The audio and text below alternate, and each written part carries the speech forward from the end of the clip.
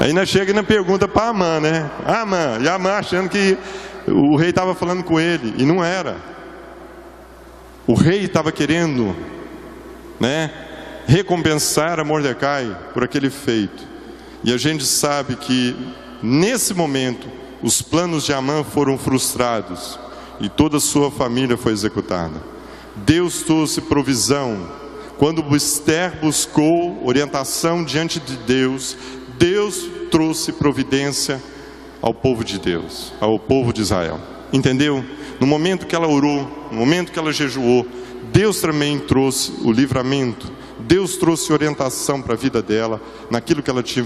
Deus deu estratégia, até para o momento de Esther, encontrar o momento de sentar com o seu marido e contar para ele sobre toda aquela conspiração que Amã estava fazendo. Por isso nós precisamos disso, buscar esse jejum e oração, que é a nossa comunhão diária com o Senhor. Colossenses 3:1 fala o seguinte: portanto, já que vocês ressuscitaram em Cristo, presta atenção nisso, presta atenção nisso. O que você faz de uma vida devocional? Portanto, já que vocês ressuscitaram com Cristo, procure as coisas que são do alto, onde Cristo está sentado à direita de Deus. Mantenham o pensamento nas coisas do alto e não nas coisas terrenas. Amém, meu irmão? Essa mulher buscou as coisas do alto, e Deus trouxe livramento na vida dela, para aquilo que ela estava enfrentando naquele momento. Faça isso também na sua vida.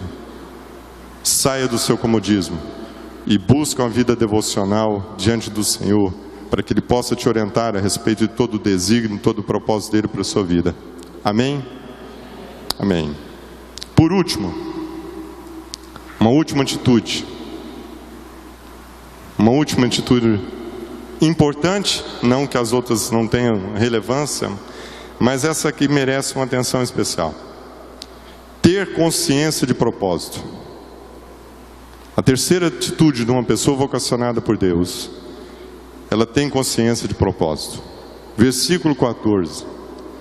Versículo 4:14.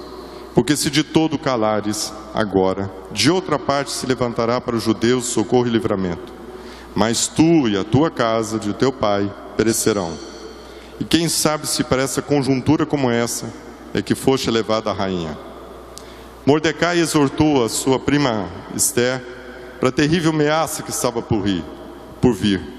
Ele fez com que ela posicionasse em relação à sua função, né? Em relação ao que Deus tinha designado para a vida dela. Qual era a função dela? Rainha do Império Persa. Deus tinha colocado ela para esse momento. Ele deixa claro na revelação do propósito de Deus para com a vida da sua prima Esther. Em outro momento, né, da palavra de Deus, nós encontramos também uma pessoa que entendeu de propósito na sua vida. José, filho de Jacó. Um cara que foi vendido pelos seus irmãos aos mercadores ismaelitas, né, de Midian, assediado pela mulher de Potifar, preso injustamente, esquecido pelos companheiros na prisão, e apesar de tudo que ele passou, no entanto, quando chegou, né, no posto de mais alta relevância, no comando ali do Egito, Esther, Pérsia, José, Egito, duas potências da época, ele não retribui o mal que os seus irmãos fizeram com ele. Se você abrir em Gênesis 45:4, fala o seguinte: olha uma pessoa consciente de propósito. Abra sua Bíblia, Gênesis 45:4. Vê como é que trabalha a mente de uma pessoa vocacionada e consciente do seu propósito divino. Eu sou José, a identidade do cara. Seu irmão, aquele que vocês venderam ao Egito, agora não se aflijam, nem se recriminem por terem me vendido para cá. Foi para salvar as vidas de vocês que Deus me enviou adiante de vocês. Não foram vocês que me colocaram aqui, foi Deus que me mandou adiante de vocês. Já houve 2 anos de fome na terra, e nos próximos 5 não haverá cultivo nem colheita. mas Deus me enviou à frente de vocês para preservar um remanescente nessa terra e para salvar a vida com grande livramento. Assim, não foram vocês que me mandaram para cá. Assim, não foram vocês que me mandaram para cá, mas sim o próprio Deus. Ele me tornou ministro do Faraó e me fez administrador de todo o palácio e governador de todo o Egito. Identidade, função. Quando há revelação nessas coisas, há o quê? Cumprimento de propósito.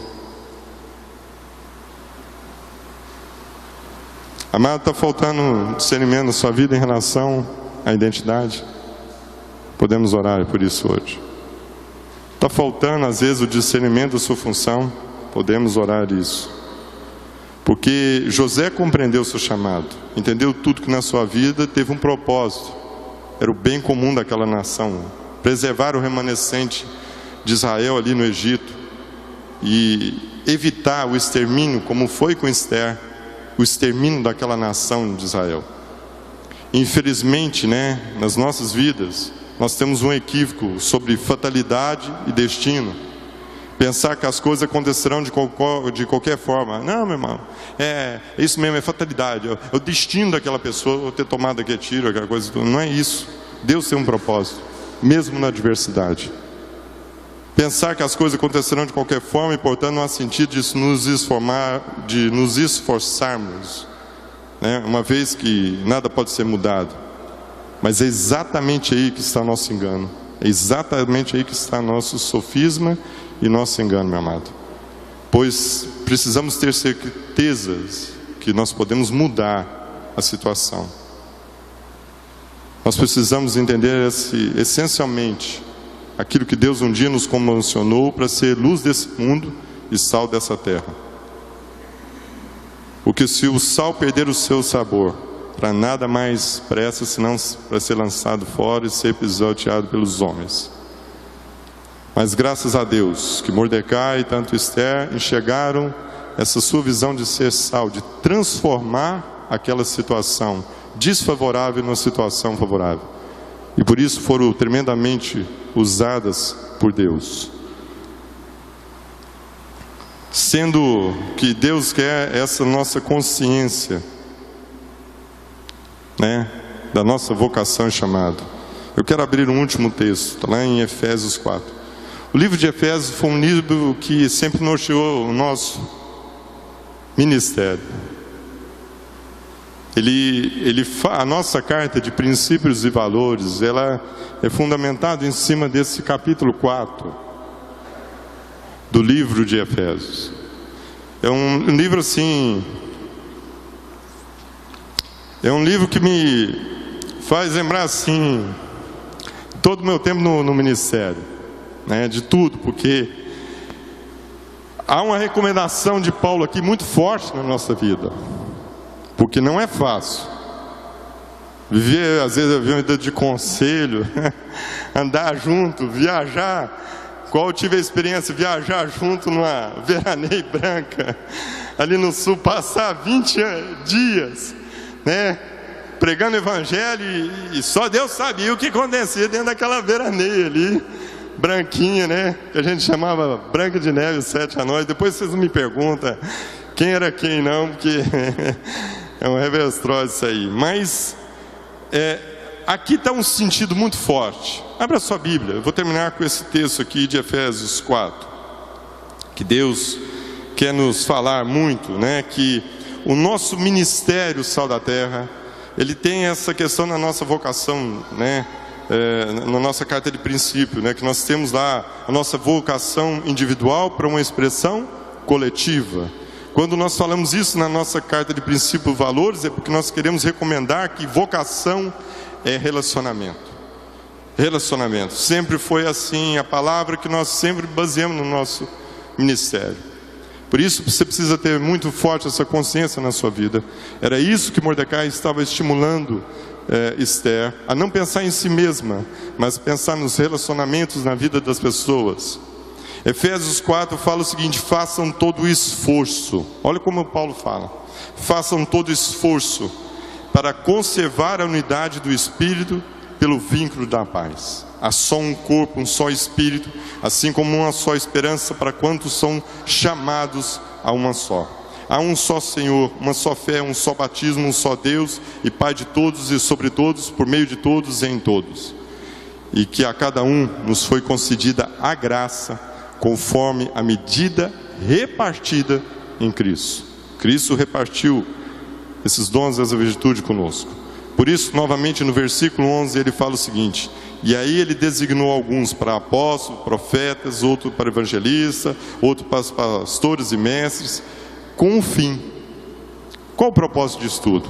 O que Deus estava querendo quando ele repartiu essa glória, essa majestade de Cristo conosco? Com o fim de preparar os santos para a obra do ministério, para que o corpo de Cristo seja edificado. O propósito é que não sejamos mais como crianças, levados de um lado para o outro, pelas ondas, como julgados para cá e para lá, por todo vento de doutrina e pela astúcia e esperteza de homens que induzem ao erro. Antes, seguindo a verdade em amor, cresçamos em tudo naquilo que é o cabeça, Cristo. Dele todo o corpo ajustado e unido pelo auxílio de todas as juntas, cresce e edifica a si mesmo, em amor. E aqui eu quero deixar essa última frase.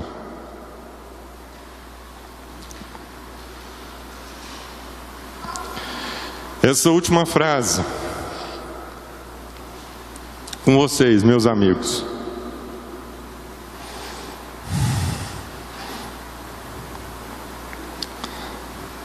Quando Cristo reparte, ele fala que isso foi repartido na medida que cada parte realiza a sua função. Não deixe de realizar. Esse é o desafio para a minha vida, para a minha casa. De não deixar realizar a função que Deus um dia me comissionou e me fez ser chamado por ela. Amém? Cumpra com essa função na sua vida. Cumpra com esse desígnio de Deus para a sua vida. Seja de fato essa igreja, que na sua vocação individual você tem uma expressão coletiva. Porque Deus me proporcionou isso, de ter amigos mais chegados que irmãos. Que você possa cumprir com esse legado, como Mordecai fez. O texto de Esther 10:3 fala o seguinte: o judeu Mordecai foi segundo na hierarquia depois do rei Assuero. Era um homem importante entre os judeus e foi muito amado por eles. Trabalhou para o bem do seu povo e promoveu o bem-estar de todos. Provavelmente seja esse desejo que todos nós queremos escrever na nossa lápide, no nosso túmulo lá. Um homem que trabalhou para o bem-estar do seu povo e promoveu o bem-estar de todas as pessoas. Que você possa ser esse sal da terra e essa luz do mundo. Amém?